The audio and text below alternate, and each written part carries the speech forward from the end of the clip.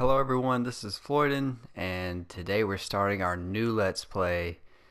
Just finished up Resident Evil, and we're moving right into another game here. It's going to be a JRPG this time, from a series that goes all the way back to, I think, the PS1. I think the first game was on the PS1. However, we are not playing the first game. This is the third game, and it is Wild Arms 3. I love this game. I can't wait to play it on the channel. So let's just get right into it. This is a Western themed RPG. So if you like cowboys, kind of like Wild West kind of thing, it's like that. There are, monsters and weird fantasy creatures, but all the heroes are basically, well, you'll see. I'm going to start a new game here. Just dive right into the narrative.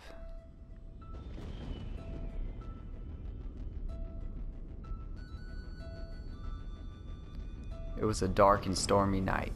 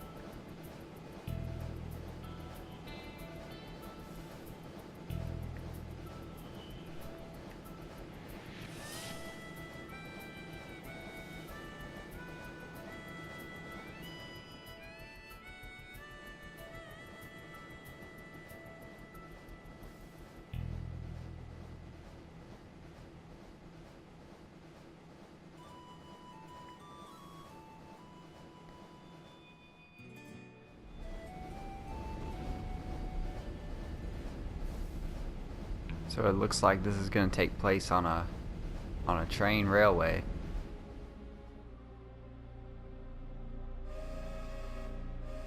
It's crazy how much better this game looks now. This is actually being played on the PS4 because they released it on the PlayStation Store, and they up-resed it a little bit, and it looks a lot sharper.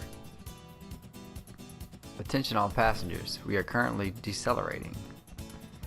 So in this spot of the game, I'm not gonna read the dialogue because it auto advances.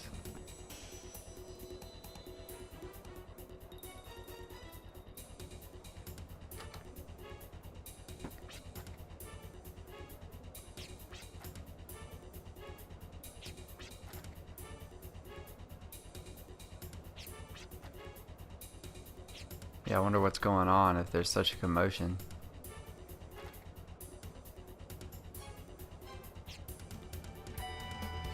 Ooh, that was slick. Like, see right there, I didn't even click to advance the text. How do they expect you to read that whole bit that Tony just said it that quickly? Like, so this car is off limits here. So that must mean something's important. He's like, that is correct. And that's precisely the reason why the car is off limits to all passengers. See, how do they expect you to read that?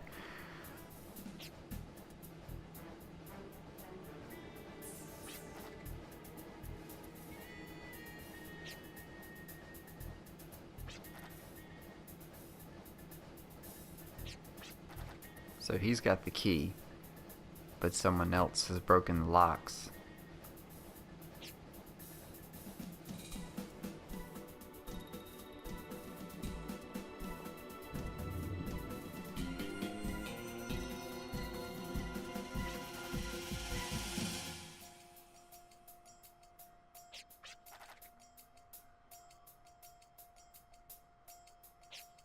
Yeah, it looks like they're taking a lot of caution with this one particular car with one crate in it.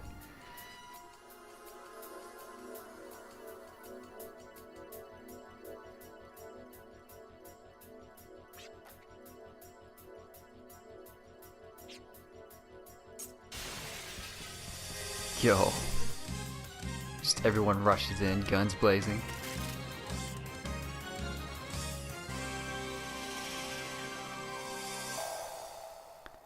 Alright, and now we get to choose which character we want to start the game off as. Well, not really start the game, but there are separate prologues for each one of these characters here that we get to play, kind of get a backstory. So since we were, being shown so much of this young girl here, we'll start with her, and her difficulty is the easiest to start to learn the game with. And it looks like her name is Virginia. We're going to be keeping all the canon names. I'm not going to change any of the names. I kind of like the names. 2 weeks before the fateful encounter.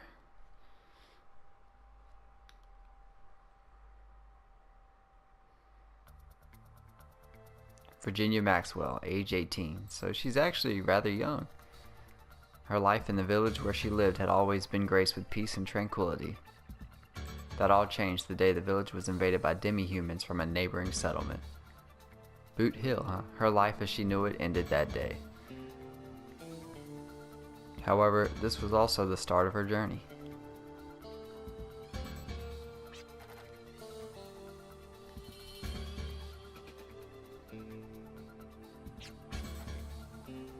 So that's her Uncle Tesla.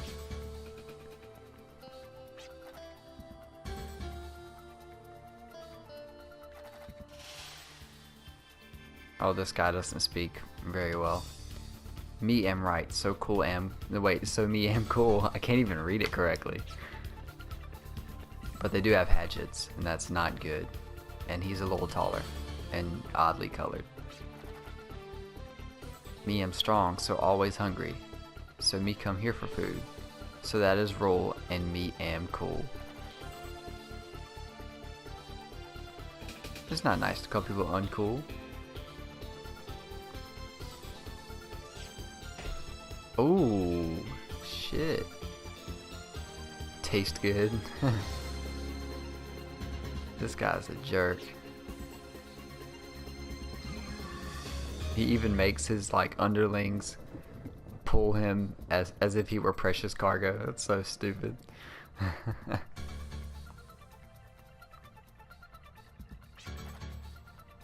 Well, at least Tesla's okay. He just got headbutted by a 3-foot creature.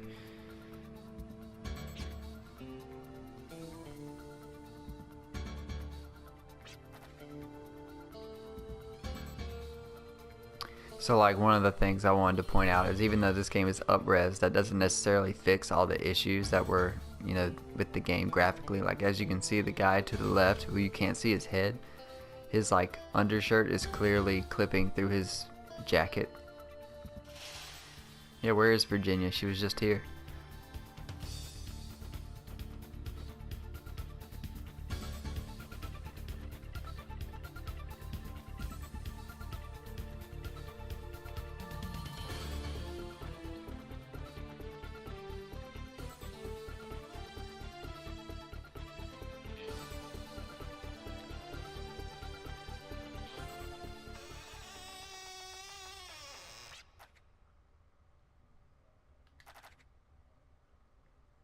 Yeah, rusty hinges do not sound good on doors, and they're not very good for being stealthy. Whoa, she just pulled that out of nowhere. No turning back now. It's time to fly. Alright, so here we are. This is the basic HUD for the game. You walk around like normal unless you're running, which you do. You dash by holding X, and then you have to change your direction. It's a very odd movement system, but once you get it down, it works. But so you can see our time played down there in the lower left, and in the upper left is our encounter gauge. Kind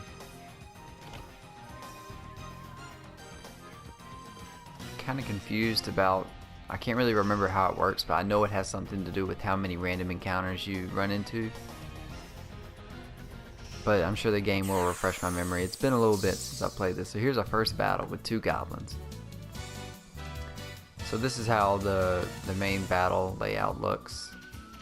You pick one of these 5 squares, and they give you a list of options. Like this one is just your basic, I don't want to call it physical because all of the attacks are pretty much ranged, but it's not magic, and it's just your raw like stat for attacking. Oh, nice dodge. Here we go. So this is turn-based. All of your party members will choose their action, and then everything will play out according to the speed of the people in the battle. Virginia is very fast, so she usually goes first. I got 2 XP and 4 Gela. Gela is like your currency, so it's money. And I got no items.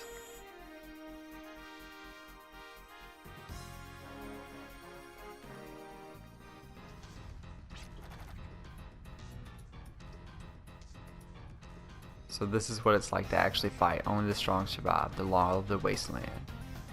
Yeah, everything in this game is about the Wild West and like, you know, drifters and people out making money their own way, and you know.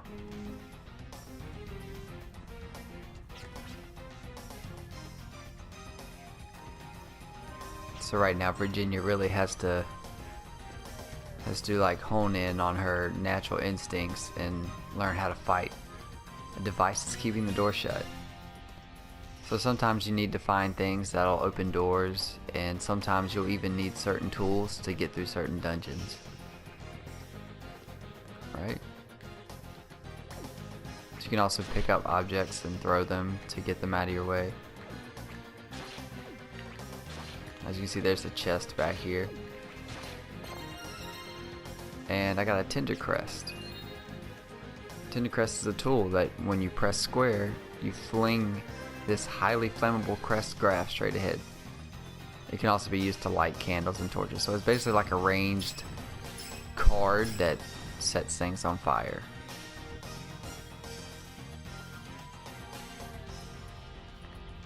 Only only one of the 2 torches is lit.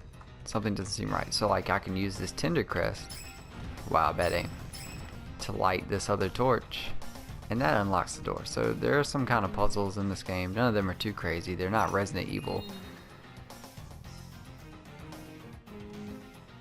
This indicates that an enemy is approaching. Quickly press circle to avoid the encounter. Whenever you avoid an encounter, the difference between your migrant level and that of the enemy is subtracted from your encounter gauge. Yeah, so yeah.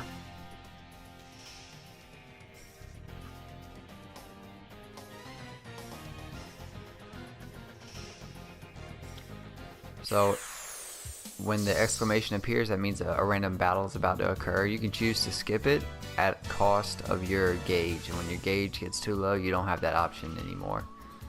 And it has to do, how much you lose if you skip has to do with your level versus the enemy's levels.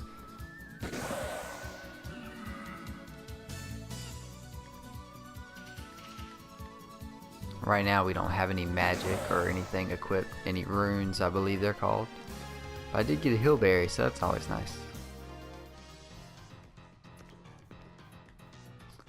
I can't get here, there's something blocking my way. And you can move the camera to help see hidden parts of the map. So like from right here you can't see there's a door there. But when you turn the camera, there's obviously a door. Okay, I'm gonna try to as I just say, I'm gonna try to avoid holes. I fall. Step lightly when crossing rickety floor panels. So you hold down the O button. I forgot about this, to gently step. Almost kind of like sneaking. I'm not going to be skipping a lot of battles. I'm going to be using them to gain experience. But eventually I will probably cut out some like meaningless battles. That doesn't mean I'm going to, you know, cut out every battle, but some of the ones that are more monotonous and just super repetitive, I might eventually like cut a few out.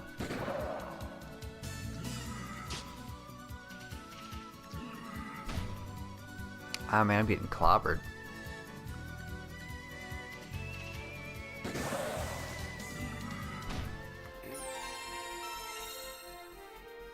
So what's going on with this vitality gauge, like 12 out of 100?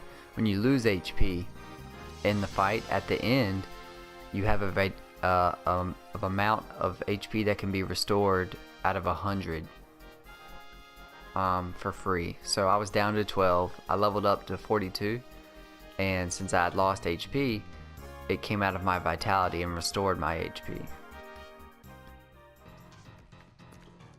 So I don't have to use a heal berry after all. I'll check this door really quick. The device is keeping it shut.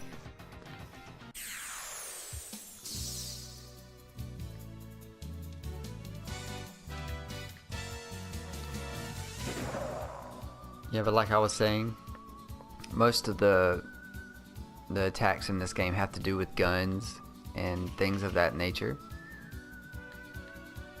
which helps tie into its like cowboyish Wild West theme.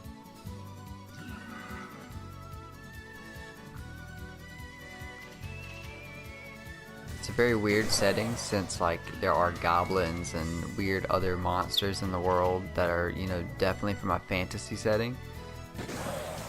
But I mean, it's not that bad. I like this setting. It's pretty unique.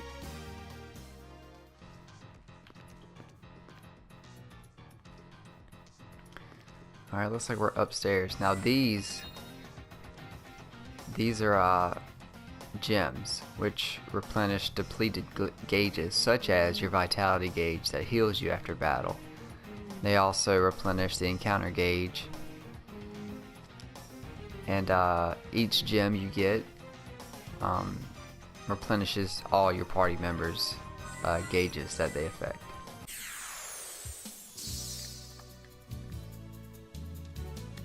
Oh, only one goblin this time? Wow. Ooh, Virginia, you gotta start dodging. We gotta start dodging some of these hits, man. So as you can see, Virginia has 2 pistols, and together they make up for 2 hits of damage. And some of the characters in this game have, like, I'm gonna skip this one. That was how I opened that door right there. But some characters that I'll obtain later have weapons that allow for more hits, like multiple, and then some of them are more custom to one singular strong strike. But we'll get into all that later. Basically, the game teaches you about all that.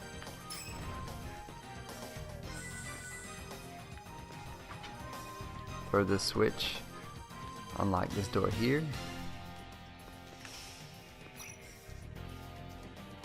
Ah, this is the treasure chest I couldn't get to earlier.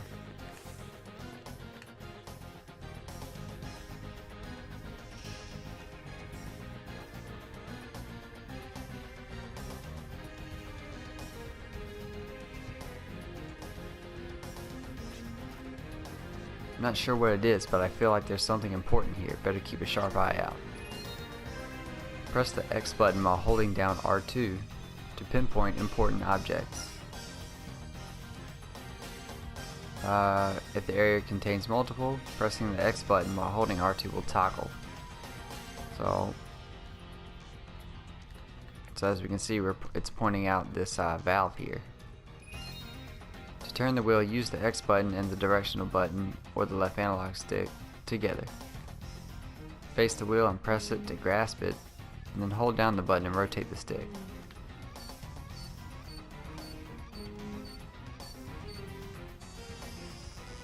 Awesome. Are there any more doors in this room? There is one. Sealed by magic. Use a duplicator to open magically sealed doors. So duplicators are items that we can collect.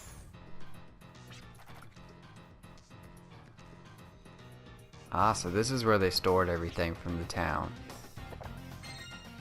Got another heal berry. And $400 basically. Looks like there's another chest hidden back here. A Gimmel coin. So Gimmel coins let you save the game wherever, but you have a limited use of them. Like, if you can only save anywhere as many times as you have Gimmel coins. They also let you start a battle over from the beginning, so they're kind of like save slash retries, but you don't get a lot of them. So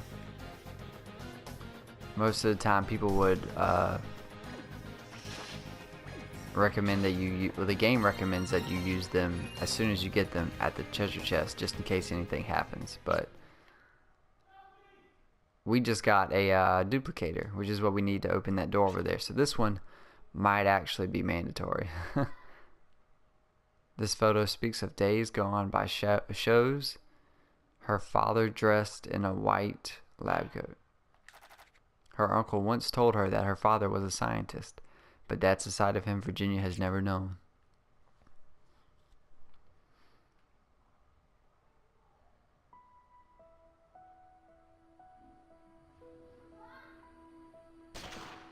Oh my gosh. She seems really young to be learning how to use an arm. Virginia, you like shooting arms? I like shooting with you. Well, now you can. 2 at once, that's going to take some practice.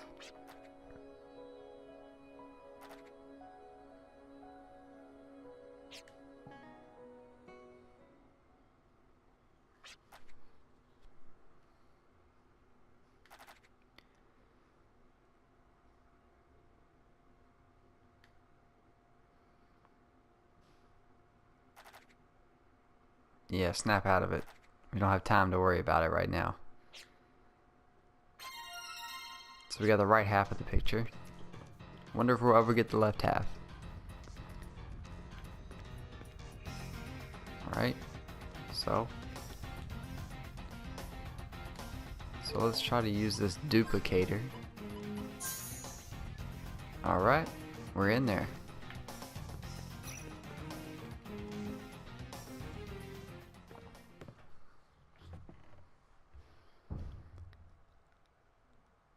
Oh crap, sneak attack.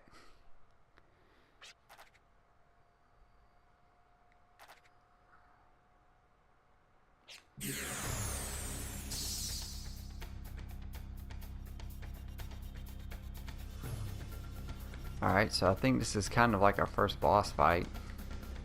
Yep. So you can expect this fight to be a little more difficult, although not too much, because it is the first. Ooh, nice dodge. Dodges are very important in this game. Getting one dodge can change a lot in a fight, because later on in the game, some enemies do a lot of damage with even one attack. So getting a dodge is pretty handy. Ow.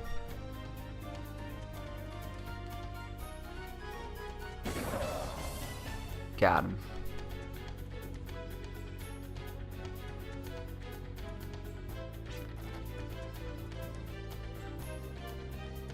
Yeah, we should finish him off.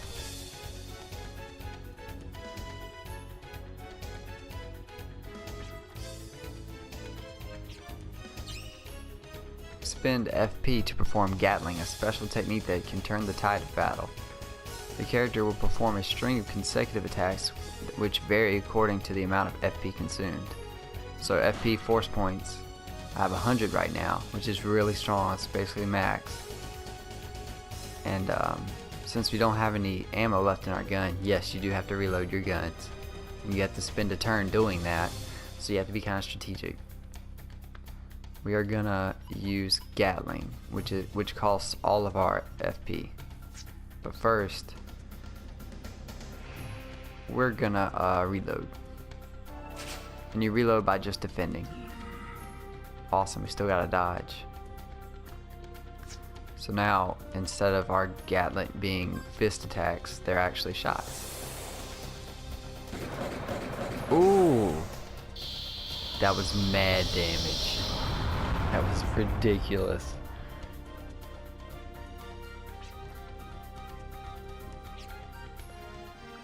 We get Potion Berry. We also leveled up to level 3.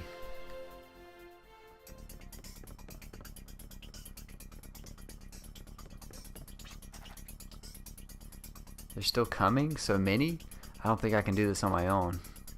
Uncle Tesla, Aunt Shalt, everyone. Dad.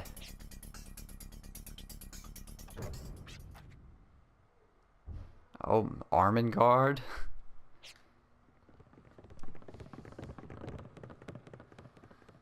Oh, they were like, nope. Even though there were still many more goblins. Ooh.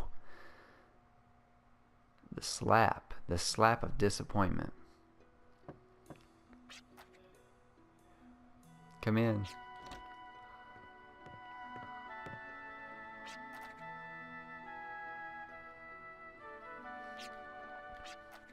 Much better. Well, that's good. Hopefully that slap didn't cause brain damage or anything.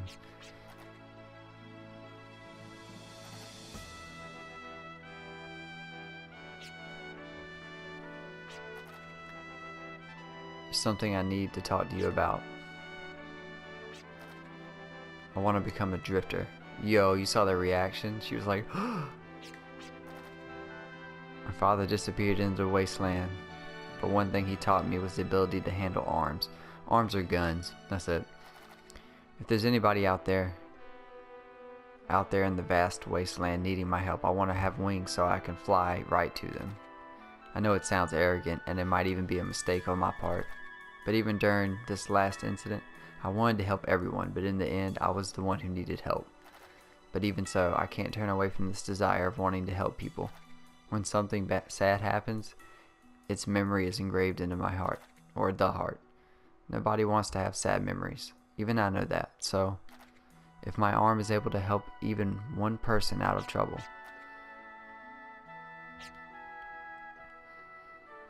seems noble enough. You've given this a lot of thought, haven't you? Seems that way.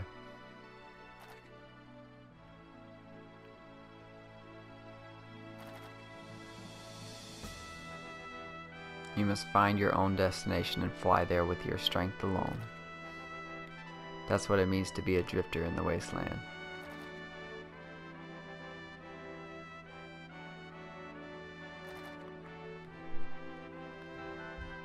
Well, it's good to know that Virginia can come back if she ever needs to.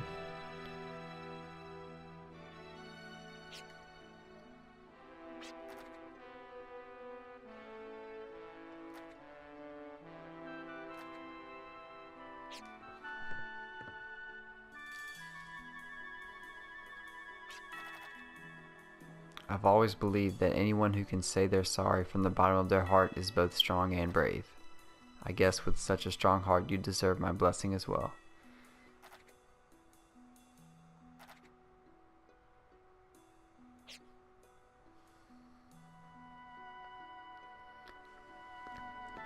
So it looks like Virginia is going to say goodbye to her mother.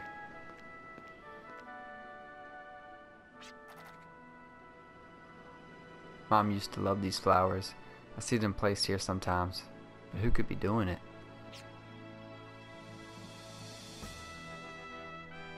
Who knows?